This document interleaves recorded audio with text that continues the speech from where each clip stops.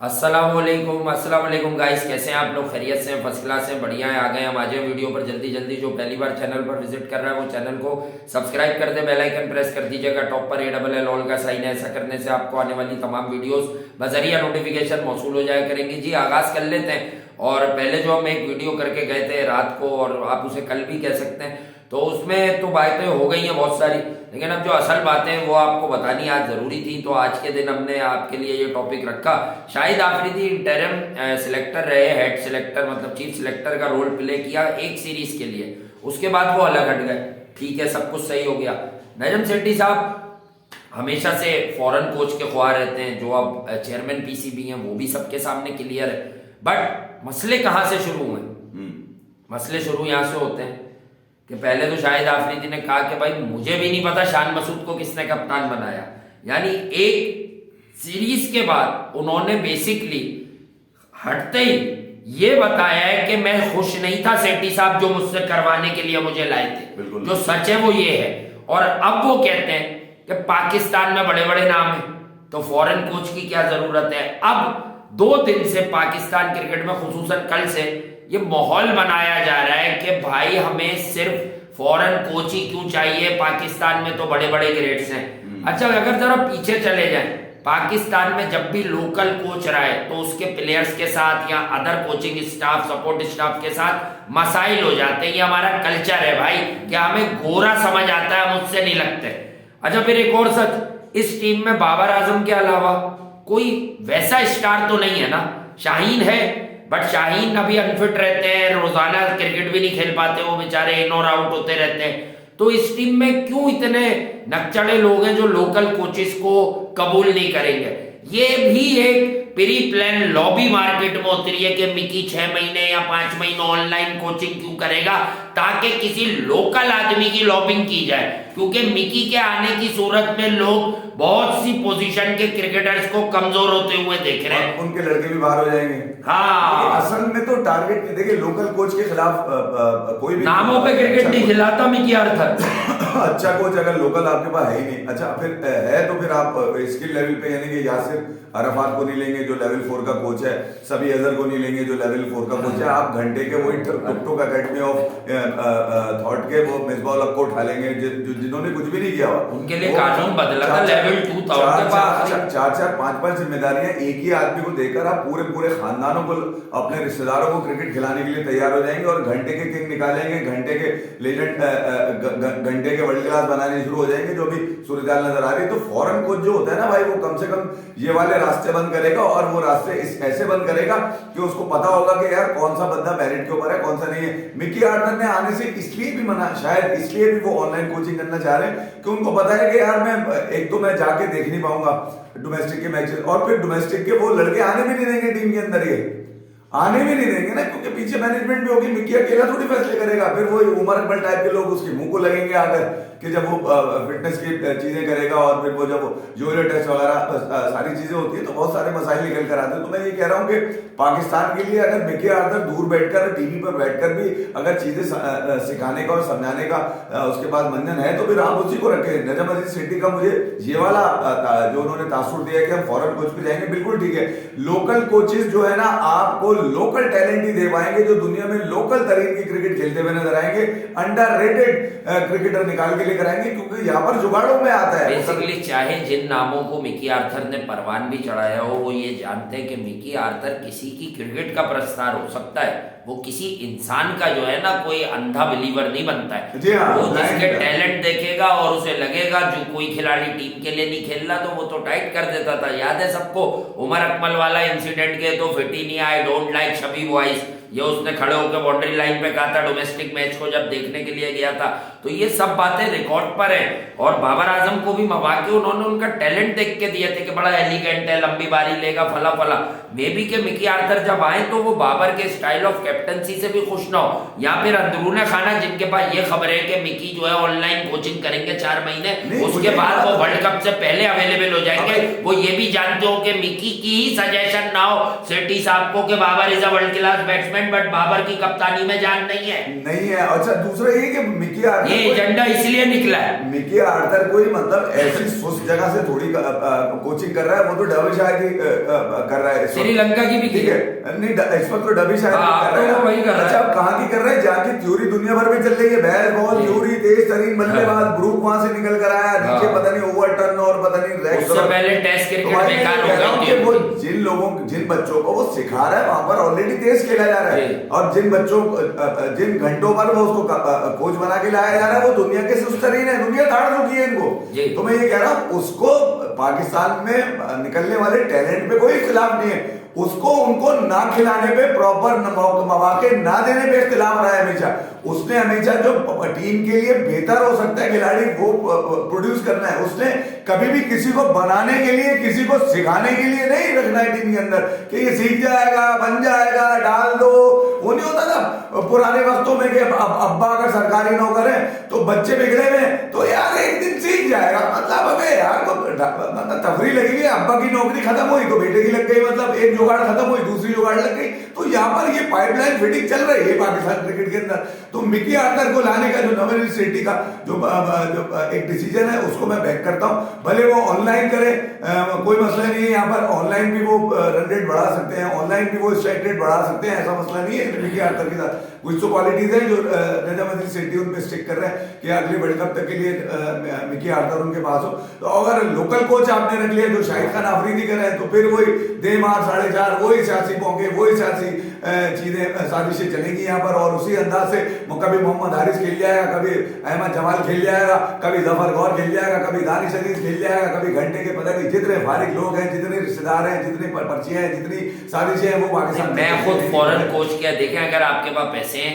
तो आप इधर उधर फेंकने से ज्यादा फॉरेन कोच ही हायर करें। मैं ये नहीं कि मैं कुछ सेठी साहब की तकलीद कर रहा हूँ, मैं हमेशा से जानता हूँ कि पाकिस्तान क्रिकेट में डरी और सहमी हुई सोच हमेशा फॉरेन कोचेज ने ही खत्म किया आकर। और फॉरेन कोचेज भाई आप जो कह रहे हैं ना कि आपके वाले क्या सिखाएंगे, बात यह है कि हमारी कोई भी प्लेयर्स का बंच उठा लें आप, 90s का उठा लें, 80s का उठा लें, अपने घर के आदमी को आप इज्जत नहीं देते भले जितना बड़ा भी नाम हो। क्या आप अब फ्यूचर में ये चाहते हैं कि किसी पुराने 90s के बड़े आदमी जिसको आप लोग सुपरस्टार, भाई लेजेंड का वर्ड एकदम नहीं बोल दिया करें, मैं बहुत सौ की यहाँ बैठकर काउंसलिंग भी कर रहा हूँ, पहले जाके पढ़ो कि लेजेंड कौन हो सकता है, क्या डेफिनेशन है लेजेंड की। हम तो हर किसी के साथ वो लेजेंड है, अभी बीच में शोएब मलिक को लोगों ने लेजेंड कहना शुरू कर दिया था क्योंकि क्रिकेट की सेंस ही नहीं है ना, नॉनसेंस स्टफ। और भाई शोएब मलिक एक एवरेज अच्छा क्रिकेटर है, बस वो T20 की उसकी बस एक्सपर्टीज है, ना वो कोई टेस्ट का सुपरस्टार है, ना वो ओडीआई क्रिकेट का कभी सुपरस्टार है भाई। T20 अब ये मिसाल दी है, इसका मतलब फिर ये नहीं है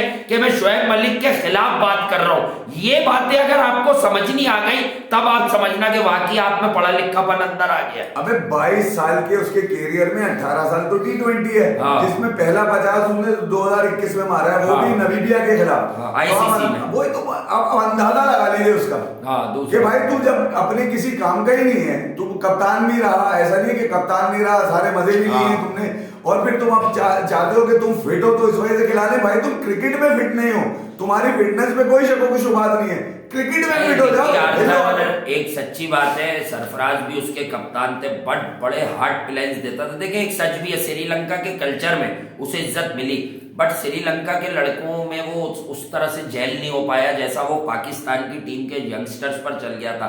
अच्छा पाकिस्तान की टीम एक बार फिर मैं समझता हूँ वहीं खड़ी है, तकरीबन वहीं खड़ी है जैसे सरफराज की कप्तानी में खड़ी थी। कुछ नए चेहरे आ रहे थे, कुछ पुराने कारकर्दगी पे बाहर बैठ रहे थे। वहाब रियाज इंडिया के खिलाफ पिट के घूम के गिर गए थे, फिर वो बाहर हुए, फिर रोमान रईस ने 1-2 मैच खेले, आमिर की जगह खेले, हसन अली नया था, उसके बाद फखर को डाला अहमद शहजाद की जगह। तो अब भी ऐसा ही सिनेरियो है कि कुछ नंबर्स पर कुछ खिलाड़ियों की रीबर्थ हो रही है। एक चीज और आर्थर हो, अच्छा भाई मैं ये हवा के साथ नहीं बैठा, अभी टेंटेटिव है, कल इस पे सोचेंगे, मजीद सोचेंगे। 3-4 महीनों ऑनलाइन कोचिंग करेगा तो क्या बुरी बात है। और कोचिंग, अच्छा आप ही लोग कहते हो कि इस लेवल पे तो फाइन ट्यूनिंग होती है, इस लेवल पे बल्ला तो कोई नहीं सीधा। अब कोई बाबर की टेक्निक पे काम कराएगा इस उम्र में? इस पे यार रिजवान को सीधा कर देगा। मैं आपको याद दिला दूं, आप लोग समझते होंगे मिकी आर्थर हमारे लिए नया है जो हम बात कर रहे हैं। अब आप आ जाए, पाकिस्तान के कल्चर को समझता है, वो इस टीम से कारकर्दगी ले सकता है। 2022 वर्ल्ड कप तो झगड़ा ना हो जाए। 2022 T20 वर्ल्ड कप शुरू होता है, मिकी आर्थर कहते हैं कि पाकिस्तान और श्रीलंका फाइनल के लिए। हाँ, जब हमने कहा था कि भाई तू अच्छा कोच है बट ऐसा नशा नहीं कर। अब सुन ले, मैंने उस पे ये कहा था कि ये इसको पता है कि इसका दरवाजा खोल के रखना है पाकिस्तान का, बारी इसी की आनी है। मुझे याद है ये अल्फाज अपने भाई, जरूर ठीक है। तो वो वहां पर मिकी आर्थर को हमने कहा था कि ये रास्ता खोल के रखा हुआ है इसने कि कल को श्रीलंका या पाकिस्तान, और ये भी दिखाया कि मैंने तो दोनों को कोच किया फेवर में। बड़ा पैशनेट है पाकिस्तान की क्रिकेट को लेके, बड़ा पैशनेट। अच्छा, उसको पता है कि बड़े हीरे पड़े हुए यहाँ पर, मगर उनको मौका नहीं मिलता। सारे कीड़े खेल जाते, हीरे रह जाते हैं। पता है किनके अंदर मौजूद कीड़ों की वजह से वो हीरे जाया हो। अच्छा, वो हीरा इन्होंने खिलाया तो कीड़े मार रहा था, कीड़े मारने आया था न्यूजीलैंड, वो तो हीरे ने बचा लिया, वरना वो कीड़े भी घुस जाते हैं इनके अंदर। अच्छा, शान मसूद को सेठी साहब ने रातों रात नायब कप्तान अनाउंस किया। लोग इस पे सेठी साहब पे नाराज हैं, बाबर के खिलाफ। कोई ये नहीं समझ रहा कि सेठी साहब अपनी पहली से लेके आखिरी, जो भी अभी आखिरी आज तक की होगी, हर प्रेस कॉन्फ्रेंस में एक इशारा दे रहे हैं कि मेरी मिकी से डायरेक्ट बात हो रही है। क्या पता ये सब मशवरे मिकी दे रहा हो कि शान को तैयार करो कप्तानी के लिए। सेठी साहब बहुत पहुंचे हुए आदमी। हाँ, मैंने आपको हमेशा कहा कि मैं ना उनकी अच्छाई, सेठी साहब ने जो पहले, उनका स्पोक्स पर्सन नहीं हूं मैं ना FUI, साफ लफ्जों में सेठी साहब की ये अच्छाई बताई थी कि वो एक कलेक्टिव क्यूकम्बर किस्म के एडमिनिस्ट्रेटर है। देखिए जयशाह के ट्वीट के मामले को भी उन्होंने जिस तरह से हैंडल किया, एक राह खोली। देखिए आप एक खराब बयान देते हैं, हर तरफ छप जाएंगे, लेकिन उसका नतीजा क्या होगा? नतीजा कुछ भी नहीं होगा, नील बटा नील, मामला तय ही नहीं पाएंगे। ठीक है, क्योंकि दुनिया चलती है मक्कारी और चलाकी। अच्छा, आप देखिए तो आपको जिंदगी के हर मामले में ना मक्कारी और चलाकी से काम लेना बड़ा जरूरी है। इसका ये मतलब नहीं कि रमीज भाई वो अच्छी बातें कर रहे थे। रमीज भाई लेके चल रहे थे चूंटियां और पंगा लेने जा रहे थे, वो जो है ना पता नहीं चिमगादड़ों से। अच्छा, फारिग थे वो तो, मतलब उनको मुंह का मसला था, उनको अपने अल्फाज का मसला था। अब देख लें उनके अल्फाज किसी काम के नहीं है। अभी अब सोशल मीडिया पे उनका क्या रिसेप्शन मिल रहा है वो खुद अंदाजा लगा। मुझे कि यार हमेशा उनकी बात करें। एक चीज मैं आपको बता दूं, सेठी साहब ने जो पहला दावा अपना खेला वो शाहिद खान आफरीदी को लाके खेला। दूसरा दावा जो उन्होंने खेला वो शान को कप्तान बना के खेला। और तीसरा दावा कब खेला? जब शाहिद आफरीदी सिलेक्शन छोड़ के चले गए, उन्होंने प्रेस कॉन्फ्रेंस में बैठ के कहा कि हमने वाइस कप्तान बनाया, इन्होंने नहीं खिलाया, हमने नहीं किया था उसको। अब आप समझिए कि किस अंदाज से वो चीजों को कवर करते जा रहे हैं और अपने टारगेट के करीब आ रहे हैं।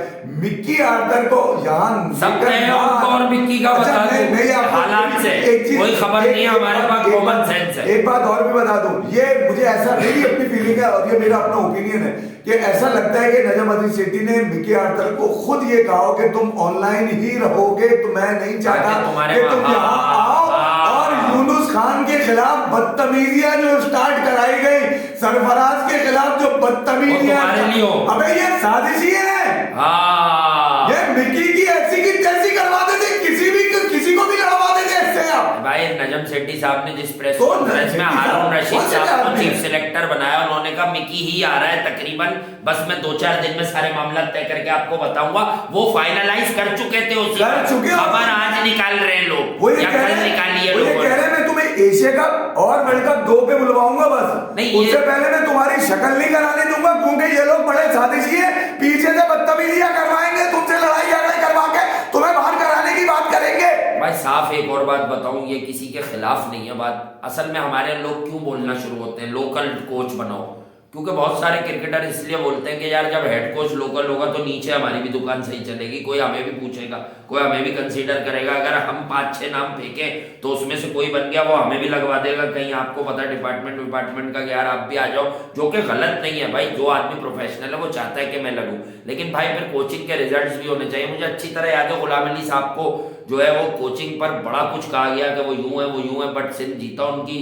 उसमें फाइनल जीता और केपी को हराया। केपी को हल्की साइड जब डोमेस्टिक क्रिकेट की बात आती है, 2 इवेंट पहले जीता हुआ था भाई केपी की जो है ना विनिंग स्ट्रीक को ब्रेक किया गुलाम अली की कोचिंग में। अब चाहे सऊद शकील अच्छा खेला कि साए मयूब, अच्छा कितने लोग थे पाकिस्तान में ही मौजूद जो साए मयूब की सलाहियतों से उस वक्त तक वाकिफ थे कि ये भी कोई नया बच्चा है जो बहुत अच्छी बैटिंग करता है, या वो ये जानते थे सऊद शकील फॉर्मेट के लिए रिस्ट्रिक्टेड नहीं है, ये वही सऊद शकील है जो T20 में अच्छा खासा तेज खेल लेता है, और ये वही सऊद शकील है कि बैन स्टोक ने हाथ जोड़ लिया कि भैया मुझे बाबर से नहीं तुझसे डर लग रहा है, तू तो इसका भी बाप लग रहा है, तू तो सवा 100 गेंदों पे 30 रन कर रहा है, और उसके बाद तेरा कप्तान प्रेस कॉन्फ्रेंस में कह रहा है अगर हम नेगेटिव होते तो सऊद आराम से खेलता। अबे और कितना आराम से खेलता उस वक्त सऊद ने वैसे 25-30 के स्ट्राइक रेट से रन बनाए हुए थे। देखिए इयन मॉर्गन ने कल बड़ी खूबसूरत बात करी, उसने कहा कि यार मैं हर उस बल्लेबाज के खिलाफ हूं हाँ, जो मारने वाली बॉल को भी रोक देता है। और मैं इयन मॉर्गन का इतना बड़ा फैन हूं ना, क्रिकेट में कब होऊंगा, आप सबको पता है वो मजाक मस्ती अपनी जगह केकेआर से खेलता था तो हम तफरी भी लेते थे कि तू कब रन करेगा, बहुत दिनों से नहीं।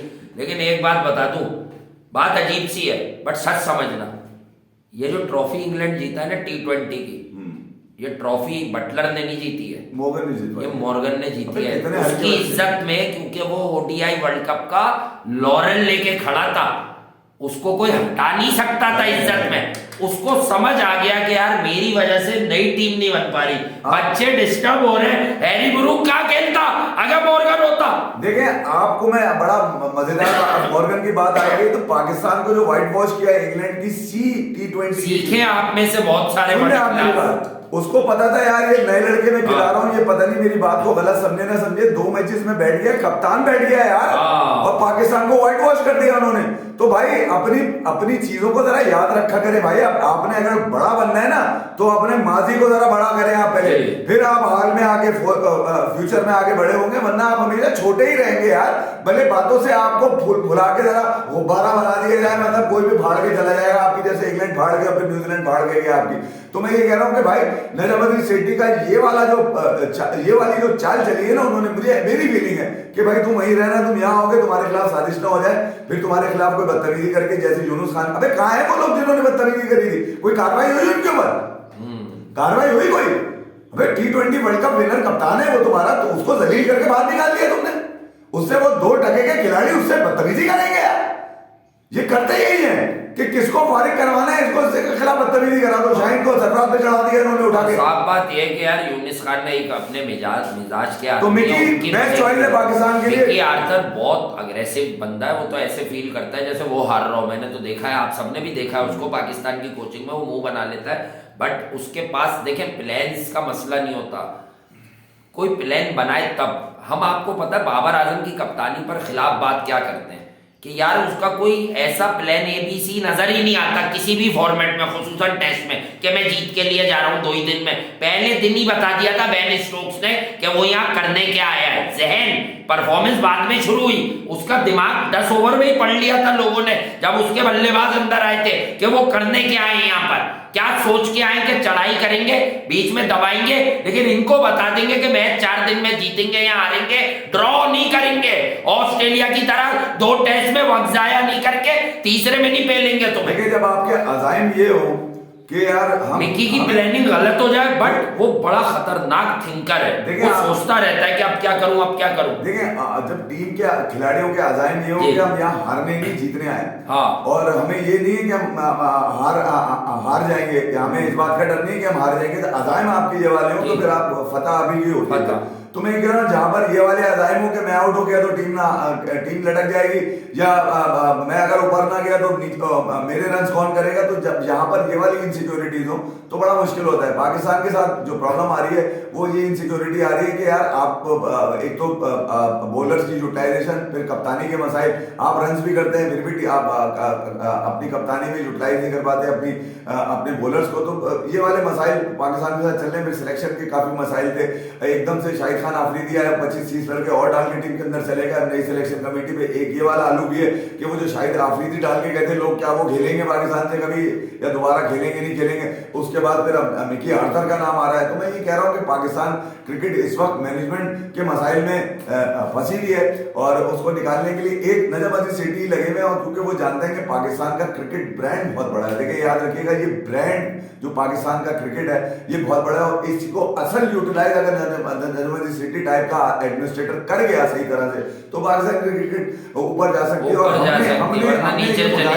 हमने ये मुजाहरा पिछले 2016, 17, 18 में देख चुके हैं ये मुजाहरा कि किस तरह से नजम अजीज सेठी की रिजीम ने मिकी आर्थर के साथ मिलकर सरफराज को कप्तान बनाने के बाद जिस तरह के बनाया, शहरियार साहब को इन्होंने रखे होते हैं लोग बोर्ड ऑफ गवर्नर वाले में, तो सरफराज यही लोग थे जो आगे लेके गए उस टीम को। अच्छा भाई, बात कोई इंडिविजुअल की नहीं है, उस वक्त टीम बुरा नहीं कर रही थी इन दो फॉर्मेट्स में, खुसूसन इन दो फॉर्मेट्स में। वहां भी बड़े मसाइल थे, टेस्ट में बैटिंग आपको लेट डाउन कर रही थी यूएई में बाहर ले जाके, लेकिन लॉर्ड्स में टेस्ट जीत गए थे सरफराज अहमद, ठीक है, जहां बाबर आजम के हाथ पे गेंद भी लग गई थी। उस टेस्ट में बाबर बहुत अच्छी बैटिंग कर रहा था, मुझे याद है 65 रन। देखिए जब बाबर, आप समझे बात को, आप रन जितने भी दिखा लें, मेरा इख्तिलाफ क्या है कि बाबर आजम जब विदाउट कैप्टन खेला है तो एक करेज अलग ही होती थी उस बैटिंग की, उसमें कुछ अग्रेशन दिखती थी आपको। अब क्या है कि उसने प्रिटेंड कर लिया, उसने ये समझ लिया कि मेरा बड़ा नाम हो गया है, मेरा बड़ा हो गया, अब मुझे कुछ सीखने की जरूरत ही नहीं है। तो ये चीजें पाकिस्तान क्रिकेट को डेंट पहुंचा रही है। और भाई हम बेवकूफ नहीं, हम जानते हैं कि बाबर आजम सारे मैच नहीं जितवाएगा, लेकिन बाबर आजम ये भी तो समझे कि भैया अगर मैं वनडे क्रिकेट के 35 ओवर खेल लूंगा तो पीछे वाला कौन है जो 9-10 रन फी ओवर बना के हर मैच जिताएगा। T20 के 17-18 ओवर में खेल लूंगा और मैच का नतीजा आखिर में 9 और 10 रन पे चला जाएगा तो खुशदिल निकल कर आएगा, आसिफ अली निकल कर आएगा, नसीम निकल कर आएगा। बात 349 में से शुभमन गिल ने कैसे किए 208 वनडे में, पूरी टीम फ्लॉप हुई।